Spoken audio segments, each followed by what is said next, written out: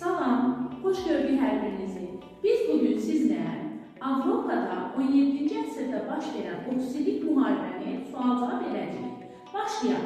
Deyin görək, 30 illik müharibə neçənci illərə əhatə edirdi?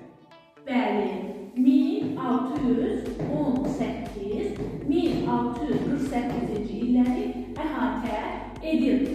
Bəs 30 illik müharibənin baş verməsinin səbəbi nə idi? Ən böyük səbəb dini səbəb idi. Lakin siyasi və ərazi motivləri də güclü rol oynayırdı. Yaxşı, deyin görək mənə, Avropada 30 illik müharibə hansı ərazidə başlamışdı? Bəli, Müqəddəs Roma İmperiyasının ərazisində başlamışdı. Yaxşı, bəs kimlər arasında gedirdi?